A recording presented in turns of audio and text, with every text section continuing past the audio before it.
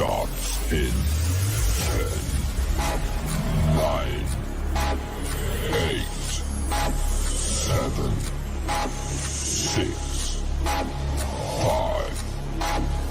4, 3, 2, 1, go.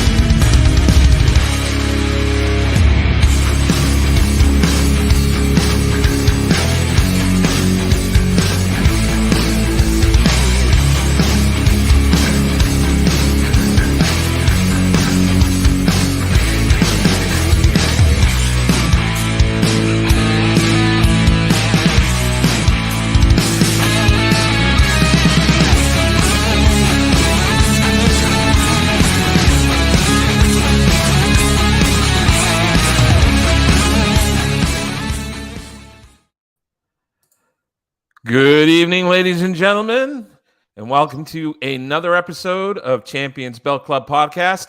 I'm your host, Jason Davis, and I'm here with my very good friend and my brother from another mother, Mr. Tony T. How you doing, Mr. Thorpe? I am good, buddy. How are you? You look like you got some sun. Oh, yeah. Trying to get out there in the sun. We haven't had much of it lately, so I'll try to get it when I can get it. Yeah. Saying good day to all from Noor is here visiting from Malaysia. Hope everyone is doing great. Waiting now, anytime now for the birth of my...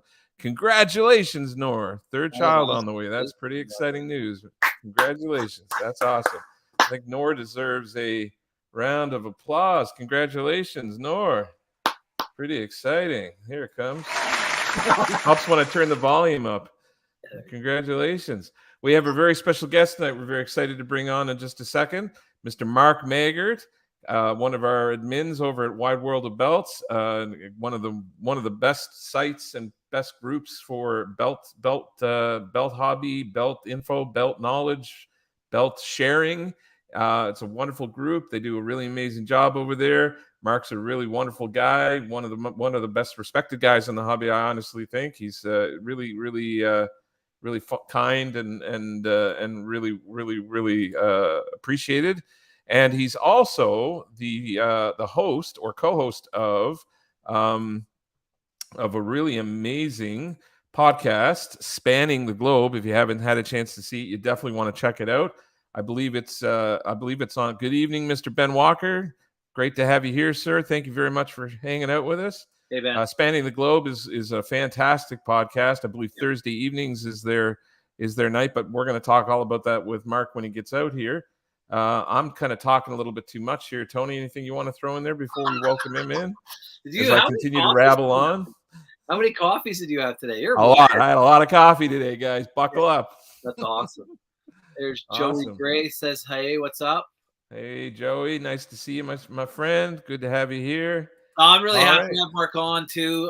Good guy. We've had some good conversations in the few years we've known each other now, being in the hobby, and so yeah, it's going to be fun to have him on.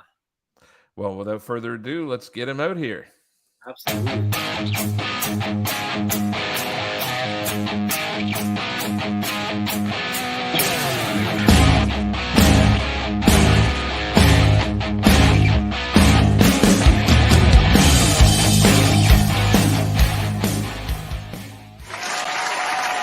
Mr. Mark Maggard, welcome to the show, sir. We're really excited to have you here. Thank you very much. I'm honored to be here. Thank you for asking. Oh, man, we're great to have you. So we're excited to have Mark here. We're excited to pick his brain. Mark is, besides being a podcast host and a great podcast host and also an admin of Wide World of Belts, Mark is also a fantastic leather man. And does some amazing releathering work on title belts. So we're going to have a chance to talk to him tonight about that and his Mark Leather. Noor says, I did not hit her. I did not. Oh, hi, Mark. Noor! That's Gotta do awesome. that. That's awesome. Awesome. So yeah, I'm hoping tonight we'll have a chance to maybe pick Mark's brain a little bit about his leather work, talk to him a little bit about leathering in general, and a bit about the belt hobby and all of that good stuff. So lots to talk about tonight.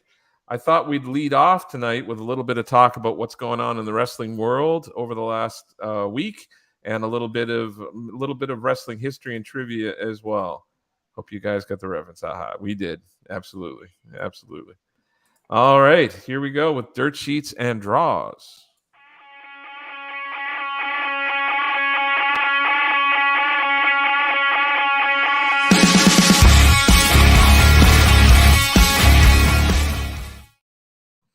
All right, so this is where we talk about things going on in the wrestling world currently, and maybe a little bit about some of the things that have happened in the wrestling world in the past.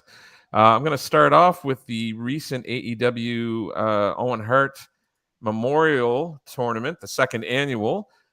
We had some semifinal matches take place over the weekend. We had the CM Punk versus Samoa Joe on Collision, as well as the Ricky Starks against Hobbs.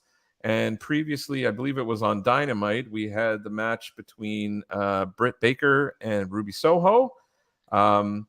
Punk went over on Samoa Joe. Ricky Starks made it through to the finals, and Ruby Soho went through. So now we have our finals. We have Ricky Starks going up against CM Punk, and we have Ruby Soho going up against Sky Blue. And these will be two of these individuals will be our tournament winners for this year. What do you guys think? What do you think, Tony? Do you think Ricky Starks goes over on CM Punk? Do you think they put it on CM Punk? I think CM Punk and Ruby Soho go over. Yeah. Interesting. I'm still not sure exactly what this tournament is meant to sort of be used for. Chris, hey Chris, how you doing? Welcome to, and thanks for hanging out with us tonight, man. We appreciate having you here. I still don't know. I can't figure out whether this is a popularity thing where they're just going to drop these belts on people that are the most over, or if they're going to be using this as a way to build people, in the way that the WWE used to use King of the Ring. I'm not sure exactly what they're trying to do here in terms of booking. So it'll be interesting. I think we'll have a better sense of it once we go through this resolution or this iteration of the tournament. We get a sense of it.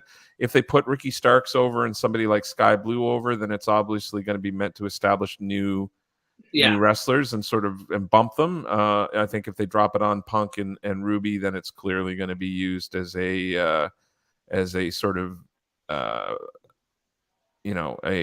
mid-range sort of boost for established wrestlers. So at best, so it makes a lot of sense. Because you're first saying about giving it to the younger people to give them a bit of a push and some recognition. That would be the smart thing to do, because you want to, build people up eventually, right? But yeah. What do you think, Mark? Absolutely. Well, I figure it's either going to be the two WWE people or won't be. It won't be one or the other. It's going to be either both WWE people or not WWE people. Interesting.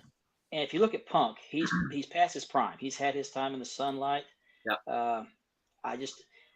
If Tony follows the same model that Vince did when he took over WCW, he will pretty much bury Ruby and CM Punk.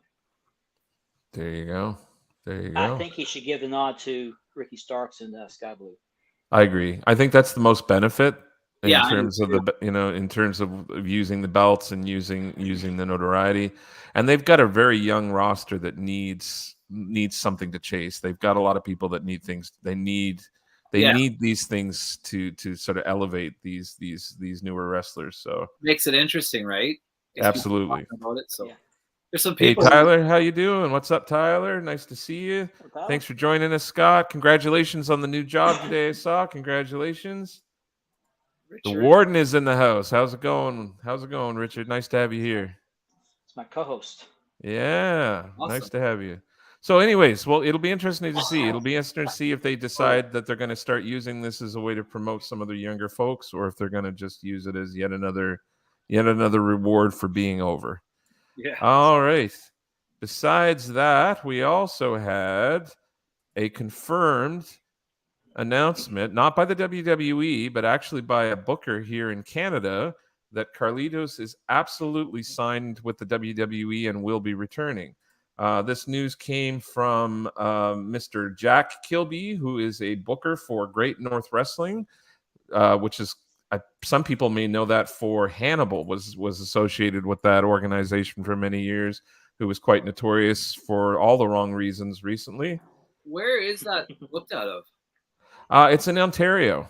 Oh, okay, because Looked I've out heard of Ontario. Yeah. Okay. There we go. Congrats, got your new day, Chris, for you and your Facebook jail time. Oh yeah, yes. Thank you. Couldn't comment on Facebook, so found you guys on YouTube. Thanks for finding us, Scott. He's in Facebook jail, is he? Oh no. Yeah, for 6 days. He messaged me. In fact, he messaged me a few minutes ago, said tell everybody hi. Steve-On is still fun. So Jack Kilby had apparently booked Carlito for an appearance this summer, and he has confirmed that he had to cancel his booking because his new WWE contract would not allow him to make the appearance. And so he happened to mention that in passing. Not a big surprise considering how over Carlitos was at Backlash in Puerto Rico. He had one of the bigger pops of the night, and he looked fantastic. I think he looked better than he looked when he made when he had his first run with the company. So not a huge surprise. Did you see when he made his return at the Royal Rumble like a year ago, 2 years ago, was it? And he was just jacked. And I wondered why they didn't bring him back then. He was just one of those random Royal Rumble spots. Oh, I read it wrong. Yes, Devin Nicholson, Hannibal. Sorry, Joey. Yes, Devin Nicholson is Hannibal, and yes, he's still running it according to Joey, so he's still affiliated. Okay. So there you go. I don't understand why Carlito left. He was over when he was, it's just he sort Evening, Jason. Evening, welcome. Jason. Man, we got a lot of people jumping in here. Yeah, it's great.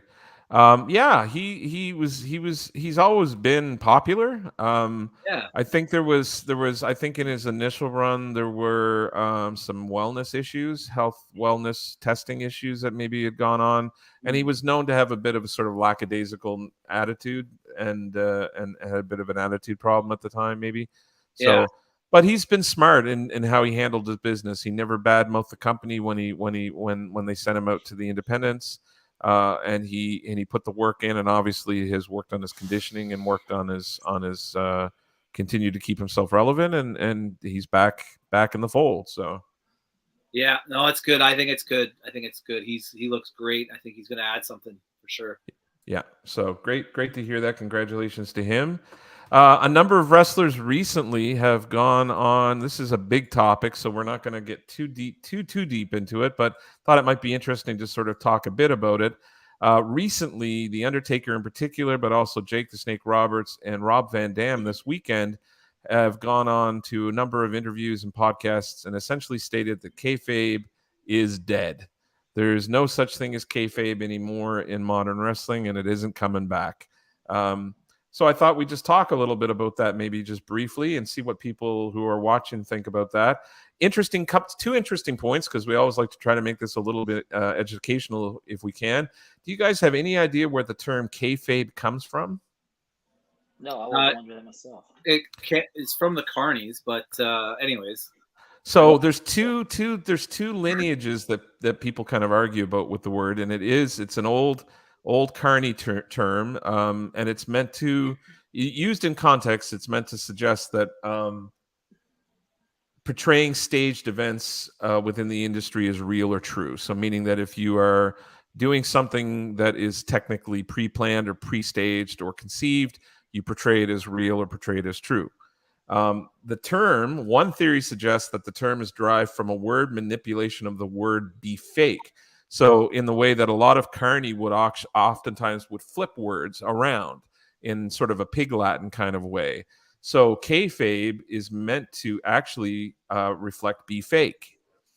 So Be fake is just a pig Latin way of saying a kayfabe is just a pig Latin way of saying be fake, which often a lot of Carney words are flipped that way. Another version of the history of the word apparently suggests that keep cavy was the original term, which was a Latin verb cavio, which means look out for. Apparently, a lot of the early wrestlers in the days of the carnivals and the days of the touring came out of East London, and they had Eastern European origins, and with their heavy accents, keep cavy ended up turning into kayfabe. Okay. So people still argue about whether or not either of those is true, but it definitely does have its connection back to the old Carney days and the idea that you didn't want outsiders to know that you were working them. Yeah. And did you know the term mark, where that came from? The word mark was a carnival term, and the idea was that when people would arrive at the various fairs or marks, and showed money off or looked like they would be easy targets to win money off, they would literally put a mark on them of chalk or something like that on their back or on their shoulder, and they would call that was a mark, somebody that was easy to pull money out of. Yeah. You know your stuff, Jason. Sometimes I have my days. I had a lot of coffee today, so I'm doing all right. So they say kayfabe's dead. Yeah. So they're saying kayfabe's over. They're saying there's no going back. The door's closed, and the days of the lion's been let out of the cage, and there's no way of getting it back in. Norris says, I don't know why, but the top end, the explanation plus Carlito topic earlier reminds me of the promo for the short-term appearance of Kazarni. Yeah, Kazarni was based on the whole gimmick was based on the history of wrestling and the idea that everything came from the carnival days. So here, you want to know something? Okay, read that comment. Sorry, I'll tell you. Doing what you can to keep the illusion that what you do is real. Yeah, absolutely. So that wrestler, Kazarni, is Sin Bodhi. Yeah. And he actually makes these custom LJNs like that I have behind me. He's like well renowned for his artistic talent. It is unbelievable. He's one of the best in the LJN custom hobby for customs. Oh, that's an interesting full circle. Cool. Yeah, totally. Yeah. So what do you guys think? Is kayfabe dead? Is there any way to take that back? Do we as fans know too much? In the age of social media and with all of the immediacy of information and news stories and everything, is there any way to put mystery back in wrestling or put the mystique back in wrestling? Mark, you want to start with this one? Sure, I'd love to. I'm just the eternal optimist, and I would like to think it's possible. Is it realistic? Probably not, but I think it's possible. But it's going to have to take going through at least a generation of fans to bring it back. They've got to stop all this crossover stuff on social media where they're congratulating each other but killing each other in the ring. They got to stop traveling together, things like that. It's possible, but in a skeptical society, especially the way it is now, it's going to be very, very difficult. I don't think it's dead. I think it's dormant, but I think it could be brought back.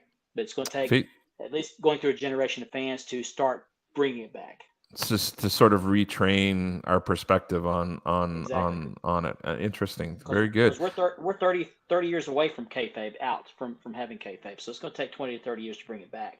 But you got to start working on it now. Cool. Facebook user says you can't put it back. Facebook user, if you let StreamYard see you, clicking on the link, we'll be able to tell who you are. But thanks very much for hanging out with us. We appreciate you being here and for commenting. Ben Walker says internet killed kayfabe, and it also killed the radio star. Yeah. Absolutely. StreamYard. Yeah. He said StreamYard. Did I say StreamYard again? Yeah. Yes, there I go. Screwing it up. There I go. Oh, it's all good, buddy. I'm here. Rookie mistakes, man. Oh, in front of Mark Maggard. What am I doing?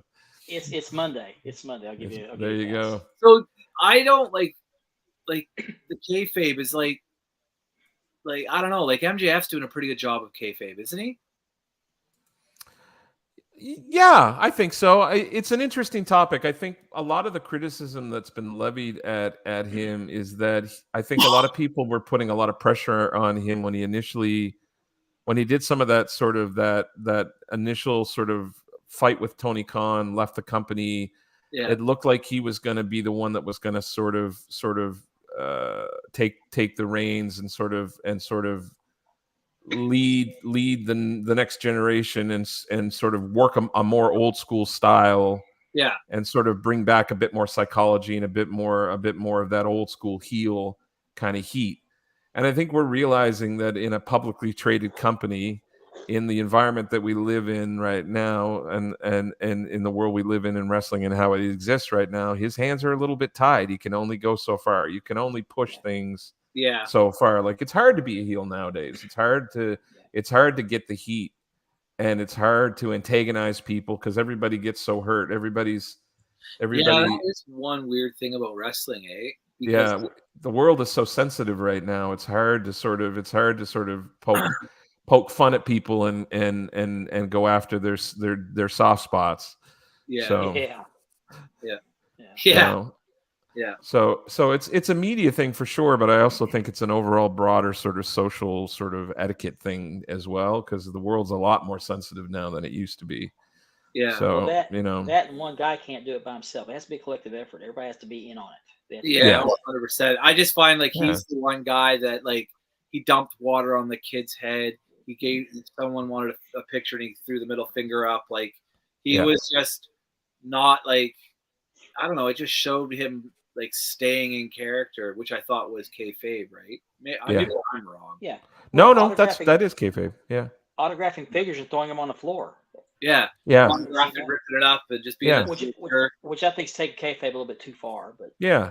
And I mean, if you look at an example like Taker, who was probably the greatest kayfabe wrestler of all time, because he literally for 20 years never broke character, never did interviews, never. I mean, that guy probably turned his back on a lot of opportunities outside of wrestling just to hold on to. Because at the height of his popularity, he probably could have booked movies, could have booked a lot of other opportunities outside of just the occupation of being a wrestler, and he never ever capitalized on it. And I think a lot of people say that kayfabe died with him, essentially, and that he was the last person. Once he sort of went public and sort of started using his real name, stopped keeping the character, kayfabe was over, essentially. I don't know that that's true. I think it's a context thing. Undertaker was living that life, for sure. Yeah, he was dedicated for sure to his craft and dedicated to the character without question, and a big part of his success too. I think there's different ways to kayfabe it. I think it depends. I mean, kayfabing the soap opera quality of wrestling is probably going to be hard to put back in the bottle. I think that's difficult. Treating it like a sport, not so much so. I think that's a possibility. I think that if it becomes more of an athletic sort of competition and less about the melodrama stuff, and we have less garbage men and repo men, it's probably not a terrible thing. We haven't had those for 30 years, though. No. But I don't think that's ever coming back. So thankfully, no. But I think it's an interesting thing as wrestling evolves, and as we as fans age and watch it and evolve, and new fans come along. It'll be interesting to see what is considered good and what is not considered good, what is prioritized and what is not prioritized. Actually, that leads us to another story directly after this one, which kind of leads into this. Actually, it's a great segue. There have been a lot of back and forth Twitter beef over the weekend between Matt Hardy and Jim Cornette. Matt Hardy and Jim Cornette have been at it. So what happened was Matt went to bat for the Bucks and Hangman Page, complimenting their matches over the weekends, and Jim Cornette went after Hardy and essentially said, here we go. He said, and I quote, he accused Hardy of selling his soul for Adderall. Oh God. And lying in order to preserve his job is essentially what he said. Wow. Hardy replied and said that Cornette, you're definitely an ex-great.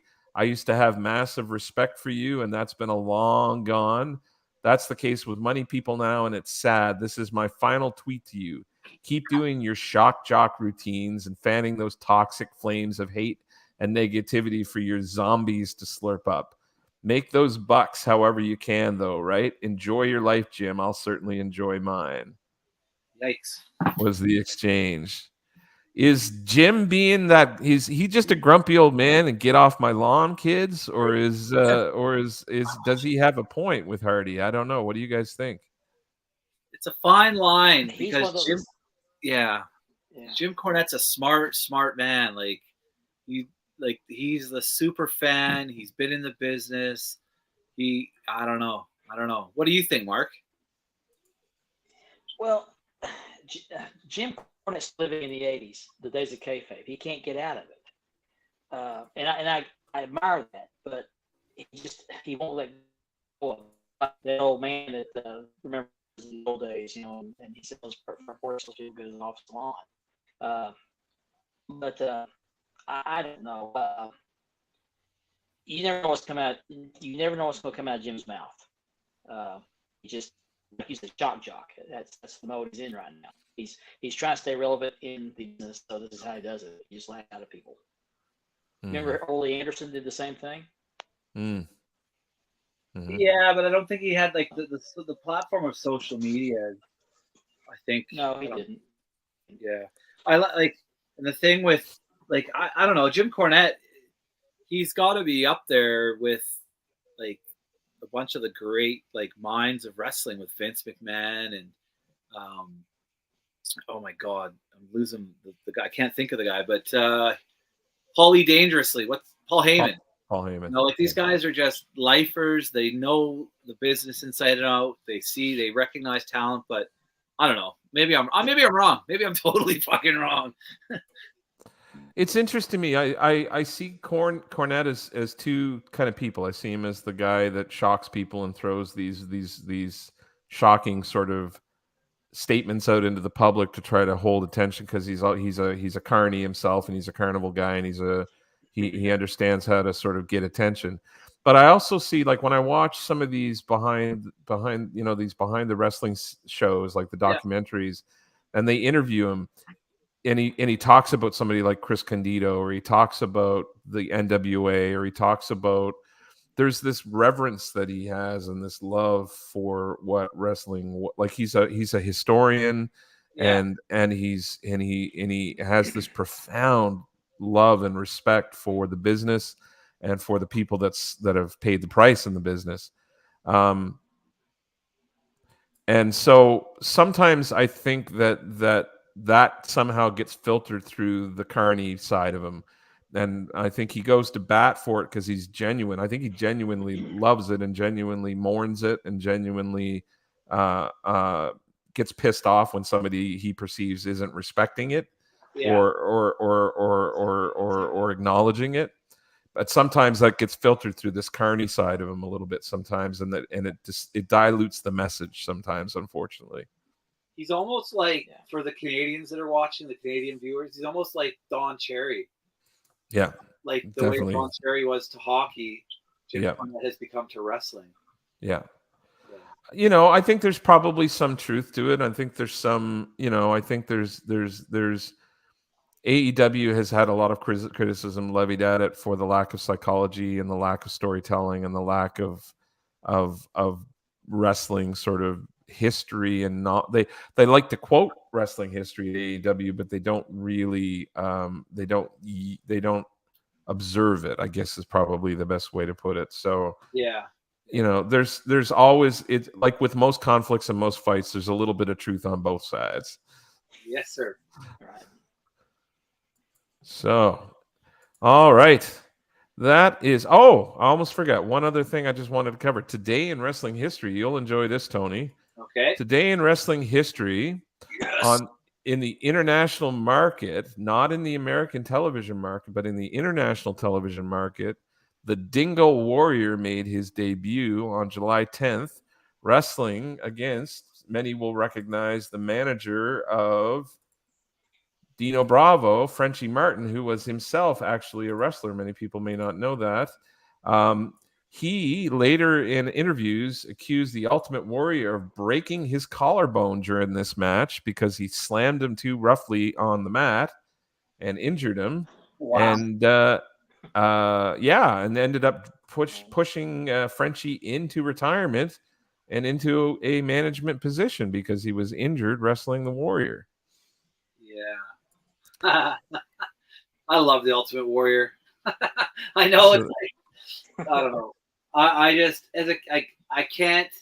12-year-old Tony who loved the Ultimate Warrior will never not love the Ultimate Warrior, even though he did some pretty shitty things in outside of wrestling, said some shitty stuff. The character that is the Ultimate Warrior will live forever. Yeah. He was repackaged as the Ultimate Warrior, made his debut on American TV in October of that year, so just a few months after this. Yeah. It's funny he was the Dingo Warrior in Mark's favorite stomping grounds there, the World Class Championship Wrestling. Yeah, you guys had a few years of him down there as Dingo. Yeah. He wasn't quite as intense in those days. Somewhere along the line, his tachometer stayed right there at the red line. Yeah. Okay. Yeah. Interesting. So, and then also today in wrestling history, on this date in 1988, we had the Great American Bash with the infamous Too Much Blood main event. Lex Luger wrestled against Ric Flair, and the match he pinned Flair, but the match was Flair gave up. I should read that clearer. Let me double check this. Luger had Flair trapped in his torture rack submission hole. The representative of the Maryland Athletic Commission stepped in and stopped the bout due to profound blood loss, and awarded the title to Flair. It was pretty controversial at the time, and the fans were not happy. Jim Cornette was hoisted into a cage above the ring with a straitjacket on, and the Midnight Express wrestled and defeated the Fantastics to win the NWA World Tag Team Championship on this day in wrestling history. I never watched the NWA back then, but man, that looked like it would have been a great card. Yeah, definitely worth checking out. Definitely a great night of wrestling. So that concludes all of our dirt sheet and draw stuff. I thought Warrior was always so green and rough in the ring. Great character, but terrible worker. That's what everybody that worked with him said. So yeah. I think where there's smoke, there must be fire. Enough people have said it. That's for sure. Did you hear that Randy Savage actually liked working with Warrior? No. There you go. Lanny Poffo said something about Randy got the best out of him, and they had if you look at Warrior's best matches, they were with Macho Man. It was in a thing I saw Lanny Poffo just after he died. There was a couple different videos popped up, and it was about that. Yeah. Cool. Oh, that was very cool. It's time for the belt of the week, and we have made it a tradition that we always let our guests feature a belt. Hulk Hogan loves Warrior, Max says. Hey, Max. Good to see you, Max. Thanks for hanging out, sir. I'm not sure that's true, but maybe so. Maybe it is true. He probably loved making money with him. We were going to let Mark feature a belt and hopefully also talk a little bit about his leather work and some of the work he does on belts. So let's get to that next.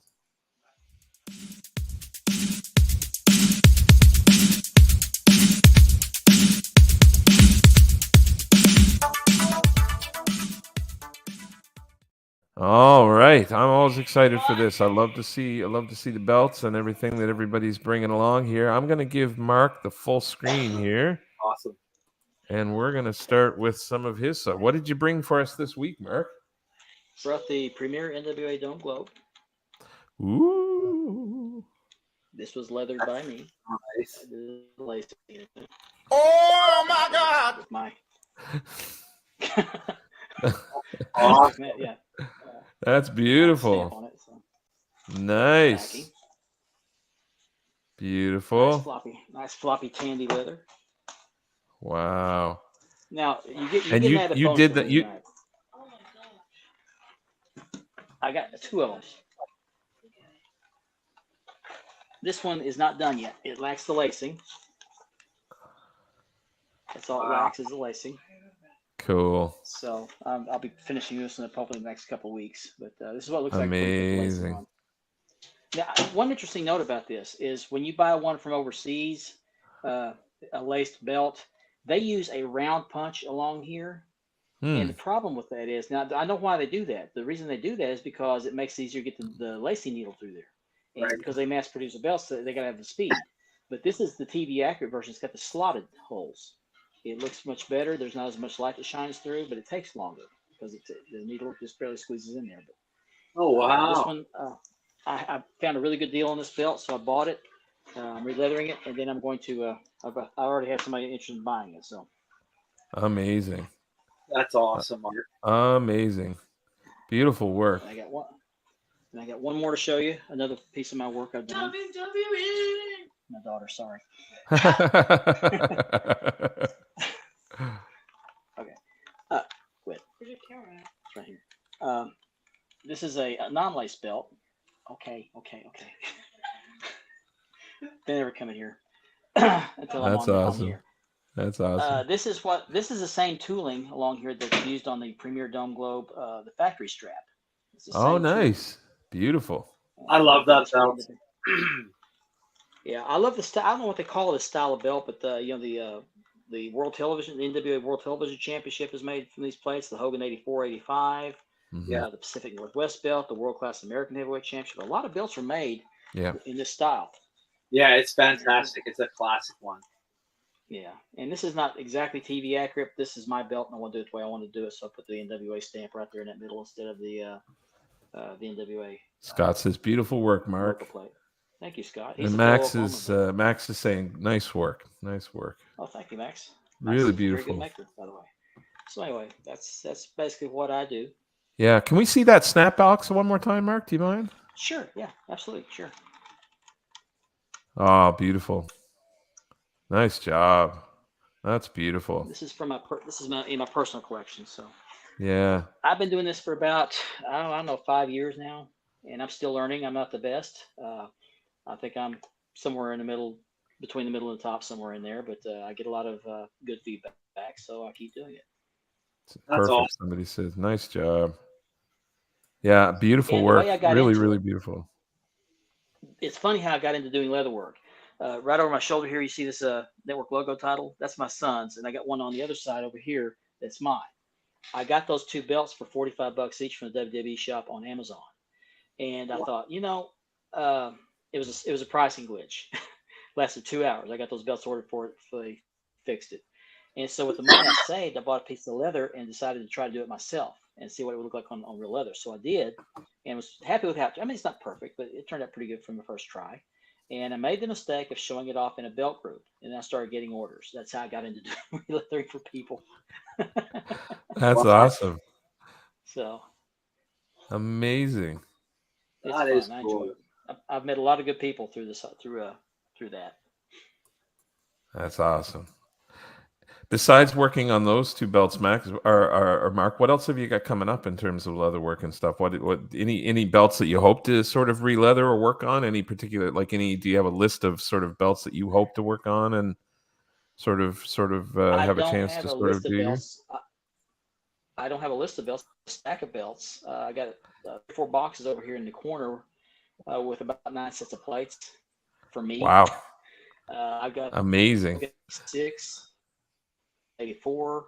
I've got a Winged Eagle. I've got 2 world-class tag plates. I got a world-class heavyweight set of plates. I got a couple more. I can't off the top of my head.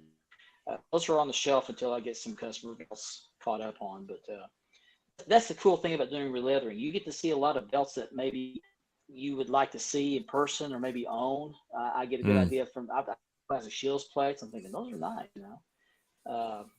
I've just seen a lot of belts come across my table that I would never ordinarily buy myself. It's just kind of cool. Nice. That's awesome. And, really great. It really makes me feel good when I send the belts back to the customer and they're really appreciative of it. They enjoy the leather. They enjoy the craft. It's really uplifting for me to at least do that for people. I know it's not cheap. my first leather I paid for was a Premier or a Figs Dome Glove, which I still have, by the way. It's back there somewhere. But, Awesome. and so it's not cheap. So it's really rewarding to have a belt on real leather. That's awesome. So I'm just going to put up your logo here really quick. Again, the company is Mark Leather by Mark Maggard. And Mark, I believe you have a Facebook page for this as well, don't you? Yes, just looked at Mark Leather on Facebook. That's right, there I am. Perfect. Yeah, he's a great guy, and he's got a great track record and does fantastic work, as you can see on here. And if you're looking for somebody to re-leather a belt, you definitely want to get in touch with Mark for sure. And let me just really quickly bring up here your another picture of that really awesome NWA. There we go. So nice. Yeah, I see it. I mean That's that my favorite border belt is on Globe. yeah, that border is just so pristine and consistent and well done. So congratulations, man. That's some amazing work. Thank you. Really amazing work.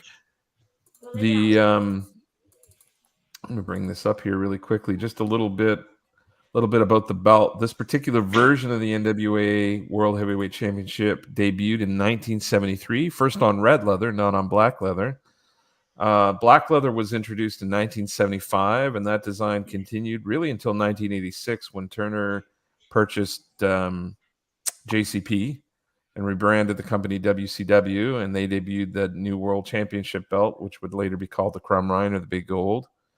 In 1993, the WCW officially withdrew its membership from the NWA, and the NWA Independent of WCW reverted back to using this version of the title with black leather. In 2022, just going to bring up another graphic here. In 2022, there we go. 2022, the Jarretts of TNA Wrestling actually worked out a deal with the NWA to license the World Championship, and they continued to use this version of the title until 2007 when TNA split from the NWA and introduced its own world title. The NWA continues to operate independently with this version of the championship until 2017, when Billy Corgan purchased the NWA brand and its championship and relaunched the title, which is still being used currently with an updated Canadian flag now, and the Australian flag has been replaced by the English flag. A lot of amazing wrestlers I obviously couldn't fit them all on one poster because the list of names that have held this belt are long.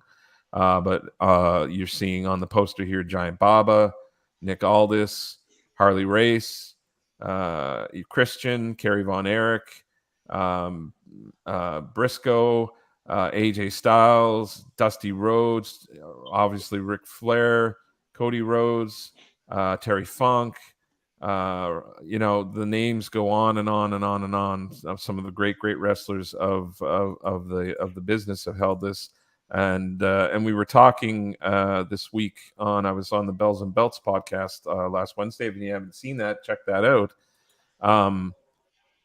We were talking about how it isn't the belt that makes the wrestler, it's the wrestler that makes the belt. And I think a big part of the prestige of this title and the value of this title is the lineage of the title and the men that have held it over the years and sort of added their names and their careers to it. Who are some of your favorite NWA champions, Mark? Well, I always hated Ric Flair, always because he always kept the belt for my guys. But I'd say he's one of the better champions. He carried the belt very prestigiously. He held it with respect, except for when he was wrestling. Harley Race is another good one. He held the title 7 times before Rick did. And it was now I got my dog whining. That's all right. Full house.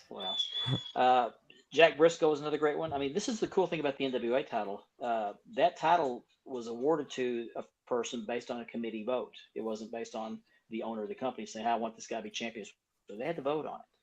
And there was a lot of politicking going on behind the scenes. Fritz Von Erich, he was president of the NWA at one time. Who's the guy in Kansas City? Bob Geigel. Harley Race, Yeah. several other guys, and Jim Crockett was president in the NBA, and they always lobbied to get their main guy as a champion, which is why Ric Flair held it for so long, because of Jim Crockett being such a strong lobbyist or strong political influence in the NWA. Absolutely. So that's what Absolutely. the cool thing about that was it was not one man deciding who gets championship. It's a committee vote, which is why a lot of the wrestlers held it for so long. Absolutely. Absolutely. What about you, Tony? Any favorites for you? I have a few. I really like Nick Aldis for current champion. I really like his work. But for me, there's a story that I really like. That when Kerry Von Erich got the title, and he didn't hold it that long. No. He actually, there's a spot on the belt where he carved. It was somewhere over here by the wrestlers where he carved the K. You got a picture, Mark? I think I do.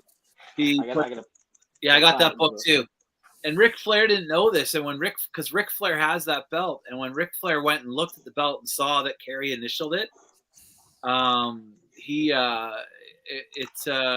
it brought a tear to his eye. So I thought that was a pretty cool story. I think that belt to me is one of the most prestigious belts in the history of wrestling. So it's hard to see on camera, but I'm not sure this is the right picture. Let me see if I can find the picture. There's a picture over here somewhere close up of the initials. But yeah, it's on the main plate right above the wrestlers. It's right. Oh yeah, yep. You can faintly see Kerry Von Erich, but he put That's awesome. Yeah. So you got to get this book. You owe it to yourself to get this book. I have it. It's phenomenal. Yeah. The only one I didn't get in that series was the United States one. I couldn't find it anywhere. Yeah, I want to get that one in the Crumrine book. I got the gold one. I got it up there with the Crumline that I have, and I have. Oh, Mark, and they actually, Mark, there's one that you that would have zero interest in. The Canadian heavyweight title. And I actually got the belt made. So, anyways, yeah. Nice. Yeah, I love all the names you mentioned. Loved Ric Flair's reign with the belt, multiple reigns. I loved Harley Race's reigns with the belt, Dusty Rhodes. I loved Dan the Beast Severn's reign with the NWA. He brought a legitimacy to it, which was really cool at the time when wrestling was a little bit more cartoonish. He brought a shoot wrestler kind of sort of danger to it, which was really awesome. I love the transition in TNA and how that worked there as well, and I'm excited to see that the NWA is still thriving and growing with Billy Corgan, and I'm happy to see that product is still carrying on. So loving what they're doing. Love that there's an alternative to just the standard sort of stuff. So, and he's trying to go back to that 6:15 time slot that I don't like. As a Canadian, I never got it on the West Coast. We never got the NWA like you guys did on the East Coast, Jason. I know you guys. Yeah. But I just wish they would get a TV contract. They need to get off YouTube, get on TV, get a TV contract. I agree. Yeah, I agree. Like a smaller network, I'm shocked that they don't. Like, wrestling is so hot right now. There's so many different avenues to watch pro wrestling.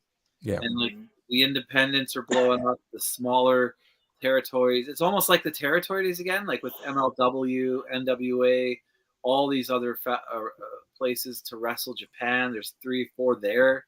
Like it's there's probably never been a better time to watch the art of pro wrestling. I agree completely. Speaking of the art of pro wrestling, I have a quiz for everybody who's hanging out with us tonight and watching. I'll just pull this up really quickly here.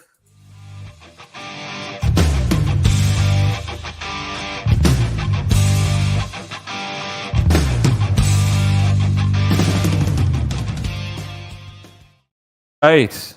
So this is probably one of the more prolific lists of belts that we've listed on the show here for sure. I'm just going to kill the banner for a second here. And I am going to let everybody see this. So this gentleman is known for winning all of these championships. NWA World Heavyweight Championship, of course, because that's our theme this evening. So that's first and foremost. NWA Southern Heavyweight, NWA Florida Tag Team, NWA World Tag Team Champion, NWA North American Tag Team, Central States, AWA Midwest and World Tag Team, PWF World Heavyweight, NWA United National, WWC Caribbean, IWA, Stampede, North American Heavyweight Championship, which is right here behind me on my right here on the screen. All of these lists. And we already have a name up, Mr. Ben Walker with Harley Race.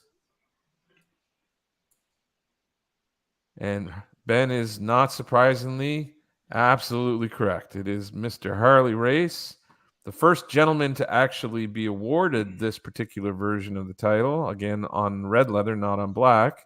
Harley was the first one to receive this particular version of the belt. It shouldn't be hard to find a good show, rather be Fight TV, YouTube. Yeah, absolutely, Scott. There's so much to watch out there. So yeah, these are all of the belts. This was a harder one. When you get into the wrestlers that are sort of a couple of generations back, it gets a little harder to find all of these historic belts, but that's most of them, not all of them, but that's a large chunk of the titles that Harley carried throughout his very illustrious career. You mentioned he was the first one to be awarded that version of the NWA title, which is correct, but he lost it in that same match. It was given to him right before the match with Jack Briscoe. You are right, absolutely. And then Jack ended up having the really is the one that walked out of the building with it and carried it. Yep. So they had awarded it to him, right? And then he had the match with Jack, and then Jack won the match and walked out with it. Yes. Perfect. There you go. Ben nailed that. Like, we weren't even done reading all the titles. Ben knew it. He and I nailed find that it, ironic because that's Ben hates that NWA Dome Globe. He hates it. I was kidding. You, Ben? I didn't know that. I had no idea. It's so true. How many times have you said Ben said that he said it so many times that he like the ugliest looking belt. Oh, that's awesome. Ben, LOL, yeah. He knows it because he hates it, apparently. That's awesome. Yeah. There you go. Hey, Nick. Hey, thanks for hanging out, man. Great to have you. Hey, Nick's here. That's hilarious. He was celebrating in like Florida or somewhere, it looked like. Yeah, really? Go to bed now. Nick's on. Now. That's awesome. All right. I'm just going to update everybody who's watching. In our group, Champions Belt Club, we are running a Friday Fantasy tournament. And we are in the later quarter of this tournament now. Ben says the ugliest belt ever, LOL. And Nick is still down in Florida. Got a place down here too. Nice. Why not? Why not? Right on. So we had our Friday IC tournament vote between Randy Macho Man Savage and Owen Hart, and Randy Macho Man Savage absolutely dominated with 100% of the votes. Not a huge shock. He's definitely somebody that's associated with the IC title for sure. I was torn. Like, I was literally going to give Owen a vote, and I thought, but when you say they're in their prime, and I remember watching Macho in his prime with the IC title, and he was damn good. Like, that match with Ricky Steamboat at WrestleMania 3 is one of the best matches I've ever watched. I think it's still, for me, it always comes back to what the wrestler does for the title. And I when you look back in the history of that belt, very few wrestlers made it as important as Randy did. Yeah.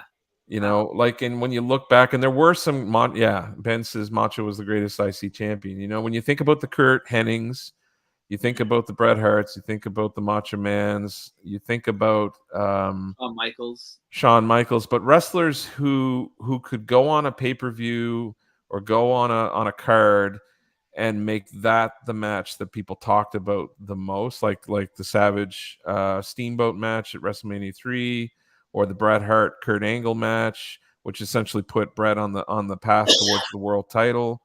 Those kind of matches really elevated the belt in a lot of ways, you know? Yeah, there we go. Macho elevated the title, Ben was saying. Exactly. I think, and if I think about it, there were some guys that early days that had that title, like the Greg Valentines, the Tito Santana's, the Don the Rock Morocco. Mm-hmm. All those guys had it. And I think Ken Patera, did he not have the IC title too? I don't believe so. I don't It would have think. been I prior don't think. to would Yeah. have been prior to Tito Santana, because I don't think he ever held it after that. Yeah. Yeah, it would have been like way back when Don Morocco, those guys Maybe. had it back then. That's Maybe. what I was thinking. But Yeah. though it was almost like Vince giving like, you know, guy like Greg the Hammer who would put the work in. Here's a title for you, right? Like, let's give him a Yeah. single title. Yeah. It wasn't until Macho Man had it really that it was like it took off, in my opinion. Oh, Chris says yes. Patera was IC champion. There you go. So yeah, there you go. Have to look that up. Yeah, Nice. it was before Tito. It was before the Hammer, Greg the Hammer. It was in this. I think it was maybe 1980. Yeah. Chris will Yeah. know. Chris. I'm a huge fan of Owen Hart and a huge fan of his talent. But I don't He was- feel that I don't think he's as strongly connected to the IC title in the way that Randy is. No, but I think Owen had some great runs with that IC title, the European title, like the tag For titles. sure. For The sure. titles he held, I think he did do a really good job. He was a very good champion. It was it was so fun to watch. So it's hard to say, like for me, like, as a Canadian, it's hard to say anything bad about Owen Hart, right? So, and I hated him when he was a heel. I hated him. Chris said it was 1980 when he was IC. Patera was IC champion. He held. Yeah, that's what I said. Interesting though, he held that title and the NWA Missouri Championship at the same time. Oh, there you go. That is interesting. Very cool. Wow. That's via Wikipedia. Ben says Macho, Razor, and Sean really helped the championship to be really showcased. I agree. I would say yes to all those names. Well, even Honky Tonk Man with his long run in the 80s, and then Warrior's best run was with the IC title the first time. Yeah. His first run with the IC title. Tito made it more relevant. Macho elevated it. Razor took it to the moon. Yeah. It was just so much. Couldn't argue with that. Yeah. Macho was a must watch at an event. You knew you were going to get your money worth. Yeah, for sure. So Macho's going up against Bret. So yeah, so now we've just completed matchup number 8. Macho Man goes up against Bret Hart in matchup number 10. Our next matchup this Friday features Eddie Guerrero up against Mr. Kurt Hennig, Mr. Perfect, in matchup number 9. Whoever wins that match will go up against our wild card in the tournament. And the wild card can be anybody that was eliminated in the first round of the tournament. So that could be Rick Rude, that could be The Miz, that could be Shawn Michaels, could be Y2J Chris Jericho, the Honky Tonk Man, or Gunther are all eligible to take the wild card spot based on everybody's vote coming up in the next couple of weeks. So an element of sort of surprise. We'll kind of see who gets to go forward. Sometimes the wild cards can make it into the finals just because of where they land in the tournament. So it should be interesting to see. Macho Man Randy Savage against Bret the Hitman Hart, and Eddie Guerrero going up against Kurt Hennig. I don't know. Who do you got for next week? I'm gonna have to go Mr. My vote's to Mr. Perfect. Gonna go Mr. Perfect? Yeah. Yeah. I wasn't a huge Eddie Guerrero fan, and I'm not trying to be disrespectful to his legacy or anything, but he was a great wrestler. But Mr. Perfect, like to me in the 80s, early 90s, when he was a heel, I absolutely hated him. And that to me is a good heel. It's like I said about Owen Hart, right? Yeah, interesting. Yeah, when I was younger, if I hated you, you were doing a good job as a heel. There you go. There you go. It's a tough one for me. I love both wrestlers. Nick's has got to go with Kurt, one of the top heels ever. Yeah. I think it always comes back to me for my when I'm sort of weighing in on these things. I always say, what did they do for the belt? And I think Kurt came along at a time when the Intercontinental needed to be elevated a little bit again, and I think he did that. I think he made the title valuable. He made it worth, and I think the testament to that is because it launched Bret into the world title position. And I think if he hadn't done that leg work before Bret won the title off of him, that wouldn't have felt like an elevation for Bret. So I think that groundwork is Kurt, and I think Bret would probably agree that his elevation into singles wrestling and into the main event was due in a large part to the work that Roddy Piper and Kurt Hennig did to sort of elevate him and help him get to that singles wrestler sort of position. So I don't know. It's tough. But then you also think about the legacy of Eddie Guerrero and his technical excellence and his charisma and how over he was and he is with fans. It's one of those tough pull at the heartstring kind of votes. So there's the Eddie Guerrero IC title right there. There you go. I was gonna say I'd go against the grain and go with Eddie Guerrero. Yeah. I don't think it's gonna be going against the grain. I think he actually will probably win, but my vote's to Mr. Perfect. Yeah, interesting. Eddie Guerrero gets sort of it's like the Kurt Cobain thing where like when Kurt Cobain died, like there's just so many people that love Kurt Cobain and Nirvana. Is it post-mortem, do they say, after someone's died? Yeah.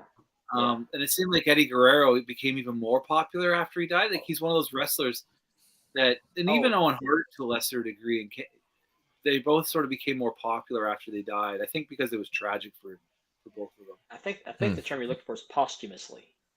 Yeah. I don't know. Half the words I make up. I didn't mean to say it proper, but there you go.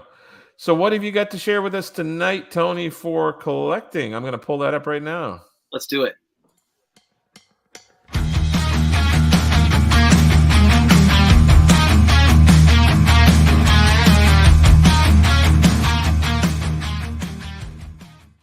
All right. What kind of LJN goodness did you bring along this week? So a lot of people know I like to make my custom LJN figures. I've shown them off on this show. I'm going to share tonight. So one of the best guys to get to make customs is the late, great Iron Sheik. This is a beauty Iron Sheik I have. And I just want to show you guys some of the custom figures I've made using this figure right here. So I'll put it right down there, the old Atari video game box. The first one I did was the Barbarian to go with my Warlord. I did the hair with epoxy. I painted the face. I did the armband. You can see some of the armband here. Over here, sorry, came off. I did that. I filed the feet down. This one I didn't file the feet down. So that was the first of 4 guys I'm going to show you. I also did the Legion of Doom, the Road Warriors. I did their epoxy with their hair. Nice. And I all hand painted. That's all my freehand painted. I love that he's got the rolled the handlebar mustache. He's still got the Sheik mustache there. The animal.